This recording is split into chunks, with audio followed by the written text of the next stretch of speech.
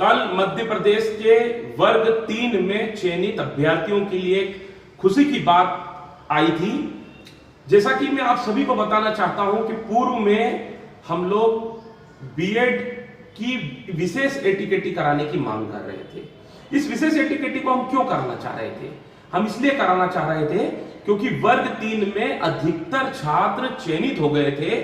उसके बाद भी बीएड में एक एक सब्जेक्ट में उनको एटीकेटी होने की वजह से वे चयनित छात्र अपात्र घोषित हो गए थे।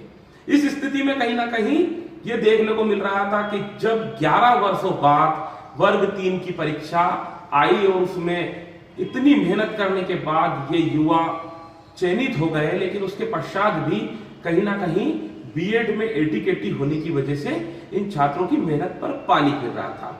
एक और ये सरकारी नौकरी प्राप्त कर चुके थे और दूसरी ओर बीएड में एटीकेटी होने की वजह से ये सरकारी नौकरी इनके हाथों से जा रही थी। इसी को लेकर युवा मेरे पास आए। हम युवाओं के साथ मिलकर बीएड की इस विशेष एटीकेटी कराने की मांग करने लगे।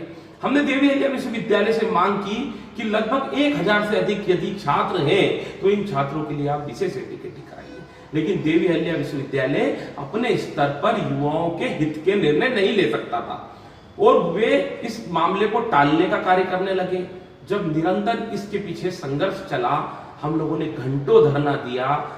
हम लोगों ने माननीय शिक्षा मंत्री और सिंधिया जी जब युवा दिवस पर आए थे उस समय उन्हें ज्ञापन देने की भी कोशिश की, तब भी पुलिस की बर्बरता हमको झेलने को मिली और हम लोगों ने मुझे पुलिस ने गिरफ्तार तक किया।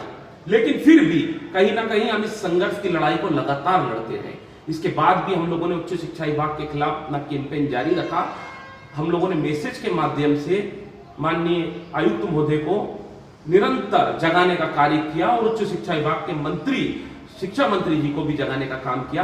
कहीं ना कहीं हमारी ये मुहिम काम आई और आज मैं आप सभी को बताना चाहता हूं कि 18 जनवरी को बीएड की विशेष एटीकेटी कराने की मांग सरकार के द्वारा मान ली गई है और इस विशेष एटीकेटी कराने के बाद से युवाओं के बधाई संदेश, कई शिक्षकों के संदेश हमारे पास आ रहे हैं, मेरे पास आ रहे हैं।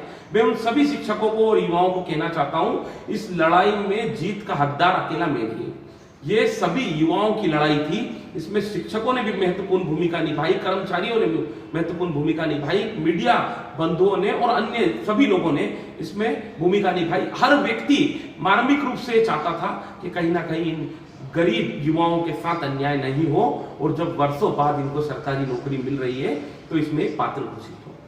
मैं एक बात ये भी कहना चाहता हूं कि कल ये जो मुहिम हम लोग चला रहे थे, इसमें कहीं ना कहीं हजारों छात्रों को नहीं, कई हजारों छात्रों को इसका फायदा होगा, क्योंकि देवी अहिल्या विश्वविद्यालय के अलावा अन्य 8, 9, 10 विश्वविद्यालय जितने भी हैं उन सभी विश्वविद्यालयों के लिए ये नियम लागू होगा और अब कहीं ना कहीं बीएड की विशेष एटीकेटी सभी विश्वविद्यालय को कराना होगी। इसमें बहुत सारे ऐसे चयनित अभ्यर्थी होंगे जो बीएड में एटीकेटी की वजह से इस प्रक्रिया में भाग नहीं ले पा रहे थे। आगे हम सरकार से यह भी मांग करेंगे कि इन सभी छात्रों को पुनः सत्यापन का मौका दिया जाए और इस प्रक्रिया में भागीदार बनाने का मौका दिया जाए। कहीं ना कहीं इन सब चीजों के बीच युवाओं का निरंतर संघर्ष था।